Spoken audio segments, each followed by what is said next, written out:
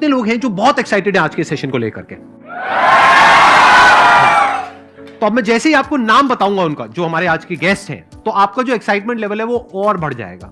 ये अगर बात करी जाए तो करोड़ों चैनल्स हैं जो अलग अलग जॉनर्स में हैं, अलग अलग कैटेगरीज में हैं। उसमें से दो बड़ी कैटेगरीज हैं, मोटिवेशन और एजुकेशन। पूरे वर्ल्ड में जो वर्ल्ड का नंबर 1 मोटिवेशन चैनल है वो मेरा है, और जो वर्ल्ड का नंबर 1 एजुकेशन चैनल है किसी इंडिपेंडेंट क्रिएटर का, वो उनका है, जो कि हमारे गेस्ट हैं। उनके 17 मिलियन से ज्यादा सब्सक्राइबर्स हैं। Please give an energetic and warm welcome to the one and only Khan sir.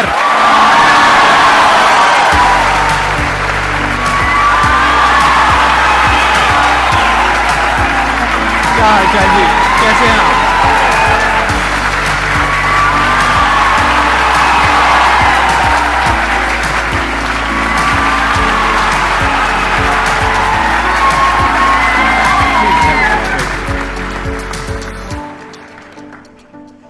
मेरे कमेंट सेक्शन में भरा पड़ा था, खान सर कब आएंगे, खान सर कब आएंगे। मतलब ऐसा क्या जादू कर दिया आपने बच्चों के ऊपर?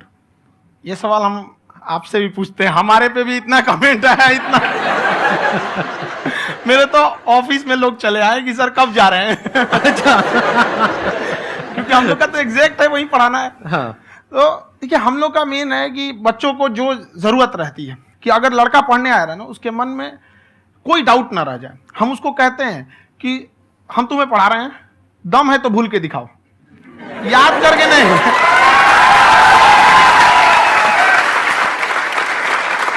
प्लस आप जिस प्राइस पॉइंट पे पढ़ा रहे हैं, आई थिंक वो सबसे कम है, वो बहुत ही कम है।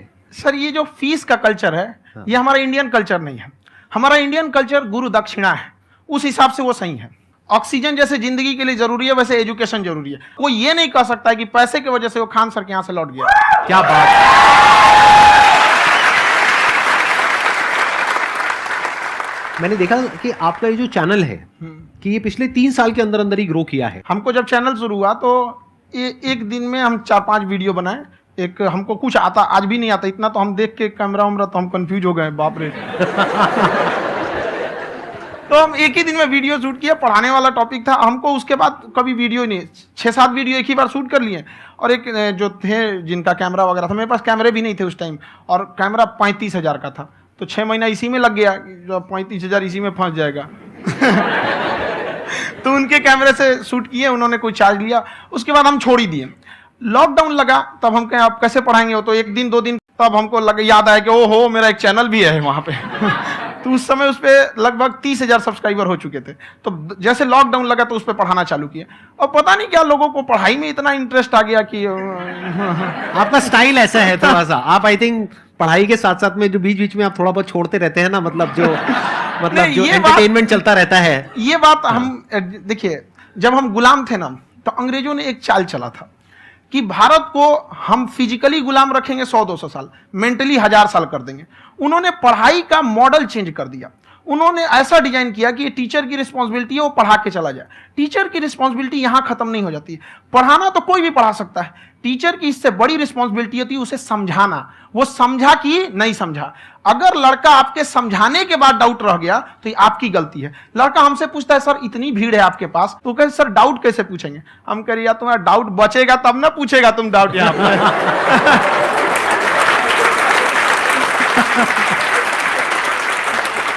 कॉन्फिडेंस नेक्स्ट लेवल है खान सर का, मानना पड़ेगा। और शायद यही वजह है इनकी जो ग्रोथ है उसका। किसी ने शायद सपने में भी नहीं सोचा होगा कि पिछले 2 साल के अंदर अंदर जो आपके चैनल की ग्रोथ हुई है, जैसे आप खुद ही बता रहे हैं कि लॉकडाउन के टाइम पे आपके 30,000 के करीब सब्सक्राइबर्स थे, आज की डेट में 17 मिलियन है। और मेरा एक क्वेश्चन और है, इससे पहले कि ऑडियंस में से आपसे कोई क्वेश्चन पूछे, कि कई बार आप ऐसे भी टॉपिक्स टच करते हैं जो थोड़े से कंट्रोवर्शियल हैं या थोड़े से सेंसिटिव हैं, जिसके ऊपर बात करने की हिम्मत आई थिंक बहुत ही कम लोगों में है। तो आपको कभी ये नहीं लगता है कि कहीं ज्यादा तो नहीं हो रहा है, इसको थोड़ा रोक देते हैं, थोड़ा कम कर देते हैं? क्योंकि कोई लाइन ही नहीं है वैसे तो बोलने को, तो आप कुछ भी बोल दो, कितना भी बोल दो। हुई है कंट्रोवर्सी बहुत बार। एक्चुअली बचपन से हमको फौज में जाना था, और फौज वालों के लिए ये सब मायने नहीं रखता। उसको करना है मतलब करना है, तुम सामने कुछ भी रहो, डजंट मैटर।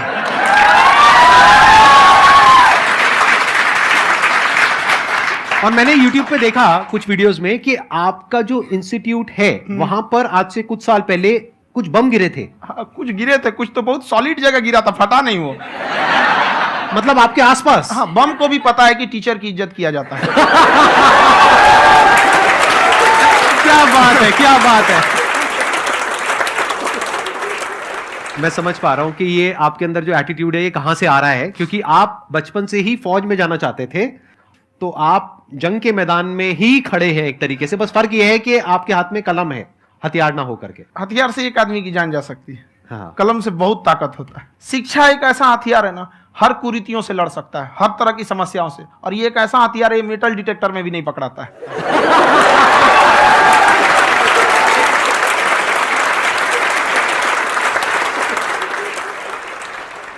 मेरा क्वेश्चन ये है कि अभी प्राइवेट ऑर्गेनाइजेशंस में पीटने का, पनिशमेंट का ये सिस्टम जो है खत्म हो गया है। हम आपके वीडियो में देखे हैं सर कि आप एक बड़ा सा रोल रखे रहते हैं, पुलिस है ना? वाला लाठी है वो, पुलिस वाला लाठी है, और स्टेज पे बुला के बच्चों को उसी से धुनाई शुरू कर देते हैं मस्त एकदम से, है ना? तो सर मतलब कि बच्चे मतलब कि डरते नहीं हैं आपसे, और इस तरीके से कैसे कनेक्टेड हैं आपसे, है ना? और एक और क्वेश्चन सर, यूपीएससी का जो आप अपना बैच स्टार्ट करने वाले हैं, ठीक है, उसके बारे में बताइए सर, क्योंकि मुझे मतलब कुछ इशू करना है सर, ठीक है? और संदीप सर को देख लिए, मेरा तो वैसे ही हो जाना है।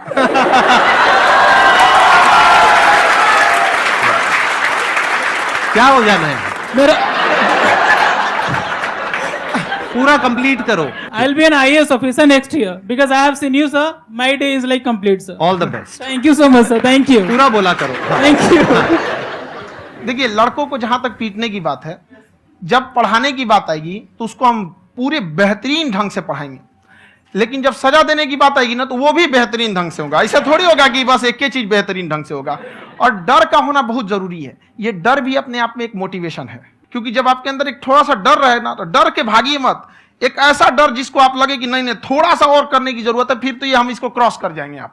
तो लड़कों के अंदर ये डर बनाना भी जरूरी रहता है। और रही बात यूपीएससी वाले की, जो आपने बोला, बहुत सारे लड़के वेट कर रहे हैं यूपीएससी की, क्योंकि 2-2.5 लाख फीस सारे लोग एफोर्ड नहीं कर सकते। और हमारा वही रहता है, हम तो ज्यादातर हमारे स्टूडेंट देखेंगे तो किसी के रिक्शा वाला, सब्जी वाला, यही लोग, इनको तो 2.5 लाख रुपया, इनके पास पूरी संपत्ति नहीं होती है, फीस कहां से भरेंगे वहां पे, उसके बाद रहेंगे कहां से? तो ऑल ओवर इंडिया से, कश्मीर से कन्याकुमारी तक, गरीब से गरीब भी लड़का उसको पढ़ सकता है। यही कुछ 1000 रुपये मंथली, 12-14 हजार साल का पड़ेगा, खत्म हो जाएगा इतना में।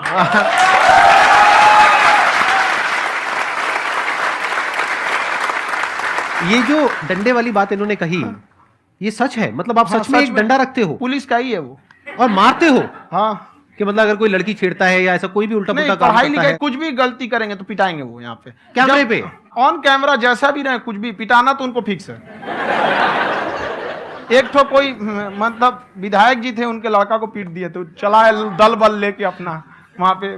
उसने घर पे नहीं बताया था कि सर ने पीटा है, बस बोल दिया कोचिंग में पीटा है। बाद में पता चला हम पीटे हैं, तो उसके पिताजी मेरे सामने और पीटे।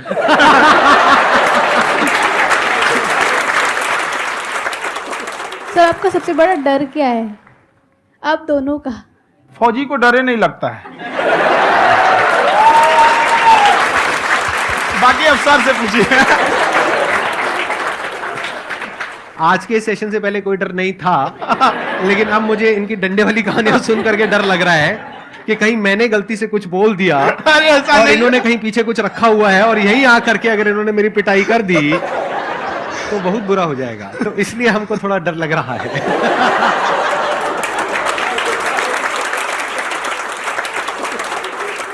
आपकी डेली कितने घंटे क्लासेस होती हैं? 6-7 घंटे। अभी भी खुद ही करते हो आप? हाँ, खुद ही हमारे classes स्टाफ करते हो? परेशान रहते हैं।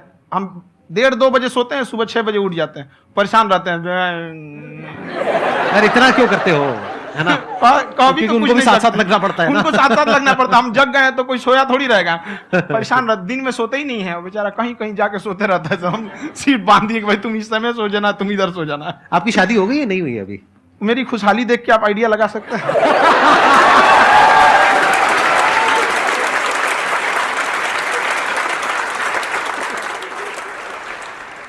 First of all I would like to say sir thank you so much to you and to your team कि आपने मुझे यहाँ आने का मौका दिया। एंड सर अब तक मैंने आपको सिर्फ फ़ोन या लैपटॉप में ही देखा है दोनों को, आज फर्स्ट टाइम लाइव देख रही हूँ तो बहुत अच्छा लग रहा है। तो मेरा क्वेश्चन ये है सर आपसे, जब हम लाइफ में कोई डिसीज़न लेते हैं कि हमें ये पर्टिकुलर चीज़ करनी है, और क्योंकि हम डिसीज़न लेते हैं तो हमारी आदत है कि पहले हम 4 लोगों से पूछते हैं कि तू बता तेरी क्या राय है, तू बता तेरी क्या राय है। तो उनमें से अगर कोई हमें कह देता है कि ये बेकार डिसीज़न है मत कर, तो हमारा माइंड कहीं ना कहीं डाइवर्ट होने लगता है और उसकी वजह से हम अपना डिसीजन चेंज कर देते हैं। तो मेरा क्वेश्चन ये है कि कैसे हम अपने डिसीजन पे स्टिक रहे, कैसे हम जो दूसरे के ओपिनियन है उनको अफेक्ट ना होने दें अपने ऊपर।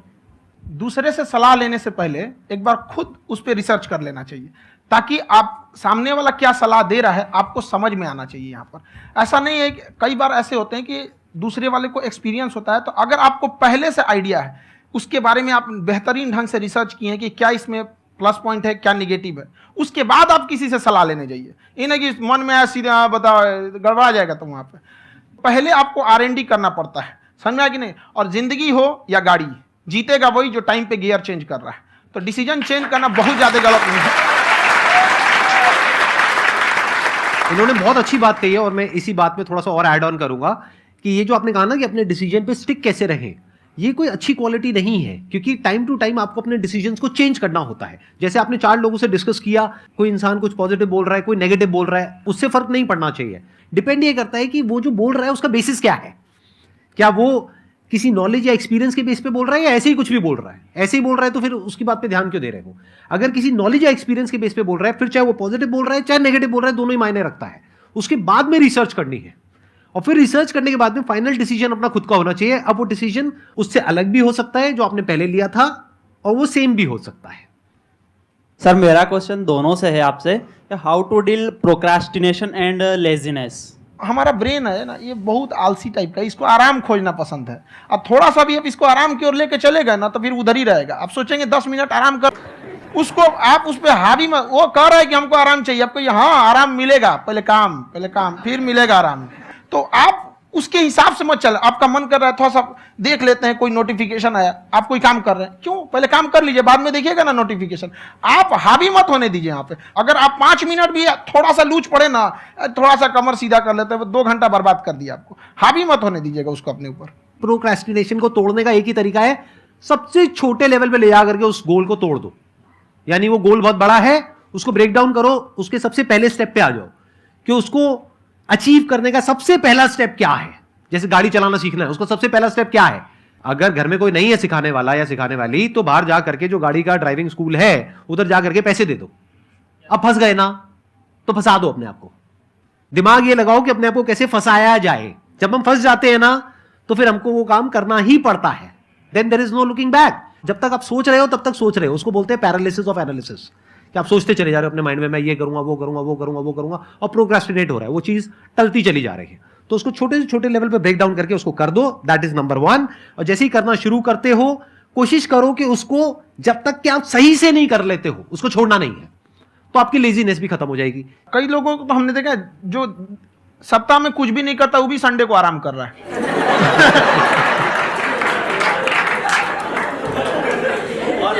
वैसे कहा भी जाता है कि अगर कोई काम आपको करवाना है ना, तो ऐसे किसी इंसान को दो जो बिजी है। हाँ। ऐसे आदमी को मत दो जो खाली है। ये परफेक्ट एग्जाम।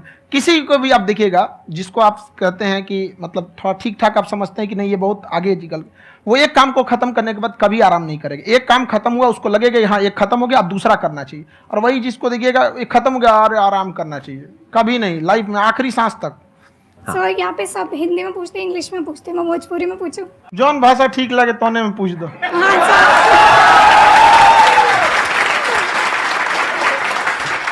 सर हम ये पूछे के चाहते नहीं कि जैसे हमने के पढ़ाई करे नहीं सर, तो कभी कभी डेली टारगेट्स जो होला वो कंप्लीट ना होला। अगर टारगेट्स कंप्लीट भी होला तो फिर ऐसा इरिटेशन या फिर वो एंजाइटी या फिर कि और करना है या फिर अभी नहीं हुआ, वो चीज़ हमेशा रहेला। तो वो कम कैसे करल जाए? देखिए टारगेट्स को ना हम लोग को एक अपने हिसाब से पहले फिट करना चाहिए। ऐसा नहीं कि दूसरे किसी इंसान को देख के हम टारगेट फिट कर ले। कोई लड़का 8 घंटा पढ़ रहा है, कोई पहली बार अभी पढ़ना ही चालू किया, उसको देख के 8 घंटा पढ़ेगा तो पढ़ाई छोड़ देगा। तो आप अपनी क्षमता के हिसाब से देखिए कि आप कितना पढ़ सकते हैं। अगर आपने एक घंटे को बना लिया कि हम 1 घंटा पढ़ सकते हैं, अगले 1 हफ्ते तक उसको सस्टेन रखिए।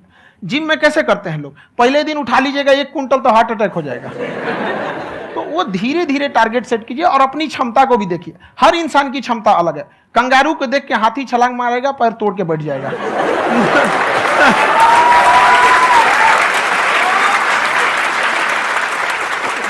अब संदीप सर का मोटिवेशन देख के इसका मतलब क्या कि ट्रेन के आगे खड़ा हो जाएंगे, ढकेल देंगे तुमको। हालांकि ऐसा कर देते हैं, लेकिन ऐसा करिएगा लोग नहीं, क्षमता पता होना चाहिए। आपके अंदर एंजाइटी हो रही है कि मैंने कर तो लिया है, आप ये नहीं कह रहे कि मैंने कुछ भी नहीं किया है फिर मेरे को एंजाइटी हो रही है, आप ये कह रहे हो मैंने काफी कुछ कर लिया है फिर भी एंजाइटी हो रही है कि कहीं कुछ छूट तो नहीं गया है।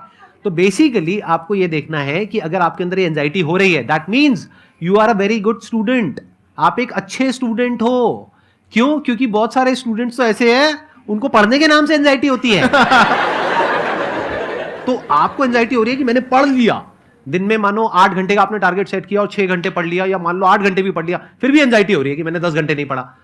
तो ये तो अच्छी क्वालिटी है ना, ये तो एक ब्रिलियंट स्टूडेंट की क्वालिटी है, क्योंकि एंजाइटी उसी को होती है जो केयर करता है, जिसको परवाह है, उसी की तो एंजाइटी होती है। जैसे माँ को अपने बच्चे की, जैसे एक माँ को अपने बच्चे के, जैसे एक माँ को अपने बच्चे को लेकर के एंजाइटी होती है। हंस लो मजाक उड़ा लो मेरा। कोई बात नहीं, एडिट कर देंगे इसको हम। हाँ,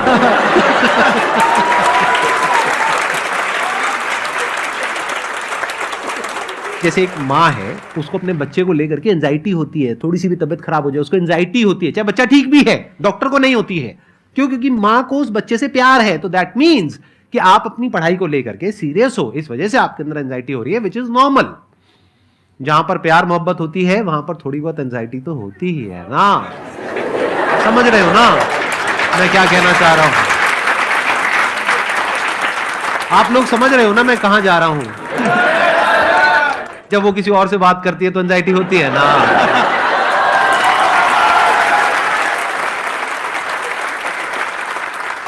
सर आपकी स्टोरी हमने सुनी थी, तो एक टाइम आया था जब आप गंगा किनारे जाके बैठ गए थे, उस समय आपको कुछ समझ नहीं आ रहा था। तो उस समय मतलब आपने ये डिसीजन कैसे लिया कि अब आगे नहीं, यहाँ से वापस जाना है? रास्ता ही नहीं था। घर जाने के लिए एटलीस्ट 90 रुपए चाहिए थे, जेब में 40 रुपए थे, कैसे घर जाते हैं? और हम गंगा के किनारे चुपचाप बैठे बैठे हम कहें कि अब बहुत टेंशन हो गया, अब घर जाना चाहिए। रूम पे, तो किराए के रूम पे ही आदमी सारे लोग रहते। गए वहां पे तो रूम लॉक हो गया था। तुम खटखटाए तो ऊपर से गुस्सा से बोले जो ऑनर थे, क्या टाइम हो गया है? तुम कहे 9-10 बज रहा होगा। घड़ी देखिए तो 2 बज रहा था रात का, 2-2:30 बज गया था। वहाँ टेंशन में आप, तो होता है कई बार ऐसा समय आएगा कि लगेगा जैसे अब कुछ नहीं हो सकता है। तो इससे घबराना नहीं है। कभी कभी गुच्छे की आखिरी चाबी भी ताला खोल देती है। जो बातें आपने बताई कि घर में प्रॉब्लम्स ये तो बहुत लोगों ने फेस करी वहां पर, आप अकेले नहीं है, बहुत लोगों ने ये प्रॉब्लम्स फेस करी, बहुत तरह की प्रॉब्लम्स देखी, बहुत तरह की स्ट्रगल्स देखी, लेकिन वो सब इतने कामयाब नहीं हो पाए जितने कि आप हुए। तो आपके अंदर ऐसा कुछ ना कुछ है जो औरों के अंदर नहीं है। तो वो मैं जानना चाह रहा हूं कि वो ऐसा क्या था जहां से कि आपका दिमाग यहां तक सोच पा रहा है कि मैं पूरे इंडिया में इतने बड़े लेवल का चेंज लेकर के आ सकता हूं, एजुकेशन फील्ड में रेवोल्यूशन लेकर के आ सकता हूं। ये सोचना ही बहुत लोगों के बस का नहीं है। मेरी एक खुद की थिंकिंग, अगर हमको कोई 100 रुपए किसी काम के लिए दिया, हम सबसे यही करते हैं, तो हम कोशिश करते हैं उसे 200 का रिटर्न दे। अगर कोई हमसे 200 रुपया फीस दे रहा है, 250 दे रहा है, तो हम उसको ये कोशिश करते हैं कि तुम्हें ऐसा लगे कि नहीं भैया हमने 10-20 हजार का पढ़ लिया यहाँ पर। वो ईमानदारी से कभी कमी नहीं। और हमेशा अगर हम प्रॉमिस एक्स का करते हैं तो डिलीवर 4x करना चाहते हैं। ध्यान से सुनना और ध्यान से समझना इस फर्क को। अगर आप समझ पाए तो बहुत आगे जाओगे लाइफ में। एक वो होते हैं जो ये सोचते हैं कि हमें सब कुछ मिल जाए, हमें कुछ भी करना ना पड़े। दूसरी कैटेगरी होती है लोगों की जिनको जितना मिलता है उसमें भी चोरी चकारी करते हैं या कोशिश करते हैं कि उससे कम दे सामने वाले को जितना कि हमें मिल रहा है। तीसरी कैटेगरी होती है लोगों की, जो इनके जैसे लोग होते हैं, वो क्या करते हैं, वो ये सोचते हैं कि अगर मैंने किसी से 1 रुपए भी लिया, देखा जाए तो 200-250 रुपए कुछ भी नहीं होता है, 200-250 रुपए अगर मैंने लिया तो कैसे उसको 400 रुपए की वैल्यू दूं। ये जो थिंकिंग है ना, यही एक फर्क होता है एक ऐसे इंसान में जो बहुत आगे निकल जाता है और उस इंसान में जो मीडियोकर रह जाता है। आप अपने आप को अपने आप के ऊपर समय दीजिए, उसको डेवलप कीजिए। जब आप अपने आप के ऊपर खर्च करते हैं तो आने वाले समय में लोग गूगल पे आपको सर्च करते हैं। क्या बात है सर, ये आपने अभी बनाया है या ये कोई पुराना आपका वो है? बनते रहता है इसे, फ्लो में बन जाता है। आपके अंदर ना सर एक कवि छुपा हुआ है कहीं ना कहीं जो बाहर आना चाहता है। कभी ना कभी आपने सोचा होगा कुछ। हाँ, कभी कभी देखिए, एक चीज है, संगत का बहुत अच्छा असर पड़ता है। ये चीज को हमेशा, संगति का मतलब लोग हल्के में ले लेते हैं। संगति का मतलब होता है संग संग गति। तो अच्छे लोग के साथ रहेंगे तो संग संग अच्छी गति होती जाएगी, खराब में रहेंगे तो ये भी होता है। बट अपने आप को थोड़ा सोचना चाहिए कि हम केवल जी के मर जाएं इसके लिए नहीं आए हैं। लोग कहते हैं कि सर नाम क्यों नहीं बताते अपना, हमारी एक ही सोच है कि जाने के बाद इस दुनिया से हमको मतलब एक चीज देना चाहते हैं स्टूडेंट्स को कि वो याद करें कि इस पैसे की भाग दौड़ की दुनिया में हर कोई दोनों हाथ से लूटने में लगा है खाली हाथ जाने के लिए, ये सबको लगा है। तो हर कोई को ये सोचना चाहिए कि था कोई इंसान जो इतने कम फीस में इतनी शिक्षा जो महंगी थी, जो कमाने का रास्ता था, उसको भी एकदम कंपटीशन इतना कर दिया कि अब लोगों को अपनी फीस बढ़ाने में डर लगता है कि अरे यार, लड़का कमेंट करता है कि खान सर इतना ले रहे हैं आप, बहुत बड़ा टीचर हो गए।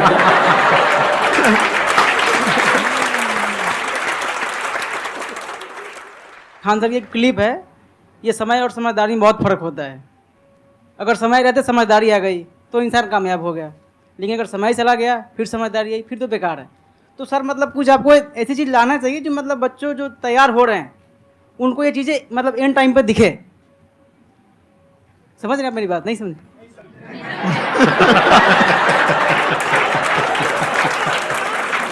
यही होता है सर, सर का मोटिवेशन ज्यादा हो जाता है।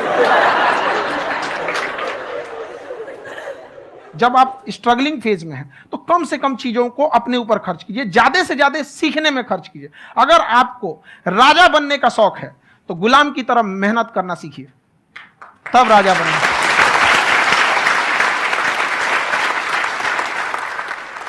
ये दुख, ये दर्द, ये सब तेरे अंदर है। तू अपने बनाए इस पिंजड़े से बाहर निकल के देख, तू अपने आप में एक सिकंदर है।